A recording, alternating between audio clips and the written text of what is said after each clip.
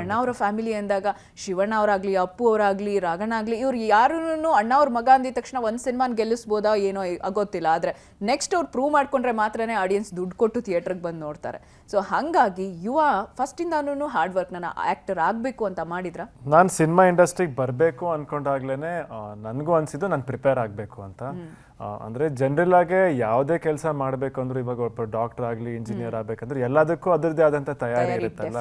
And ನನಗೆ ಮುಂಚೆಯಿಂದನೂ dance, fights ಅವೆಲ್ಲ and acting ಮಾಡೋದಾಗಲಿ, ಕಾಲೇಜಲ್ಲಿ, ಸ್ಕೂಲಲ್ಲಿ ಡ್ರಾಮಾಸ್ ಮಾಡೋದಾಗಲಿ ಅದು ಯಾವಾಗಲೂ ಮಾಡ್ತಿದ್ದೆ. ಬಟ್ ಕಂಪ್ಲೀಟಾಗಿ ಒಂದು ಕ್ಯಾಮ್ರಾ ಫೇಸ್ ಮಾಡೋದಾಗಲಿ, ಯಾಕಂದರೆ ನಾವು ಜನರಲ್ ಆಗಿ ಮಾಡೋದಕ್ಕೂ ಸಿನಿಮಾಗೆ ಮಾಡೋದಕ್ಕೂ ತುಂಬ ವ್ಯತ್ಯಾಸ ಇರುತ್ತಲ್ಲ.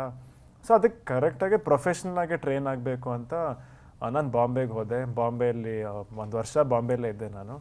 ಅಲ್ಲಿ ಟ್ರೈನಿಂಗ್ ಎಲ್ಲ ಮುಗಿಸ್ಕೊಂಡು ಇಲ್ಲಿ ಬಂದು ನಮ್ಮ ನೇಟಿವಿಟಿಗೆ ಯಾವ ಥರ ಆ್ಯಕ್ಟ್ ಮಾಡಬೇಕು ಅಂತ ಇಲ್ಲಿರೋ ಟೆಕ್ನಿಷಿಯನ್ಸ್ ಜೊತೆ, ಡೈರೆಕ್ಟರ್ಸ್ ಜೊತೆ ಎಲ್ಲ ಕೆಲಸ ಮಾಡಿದೆ.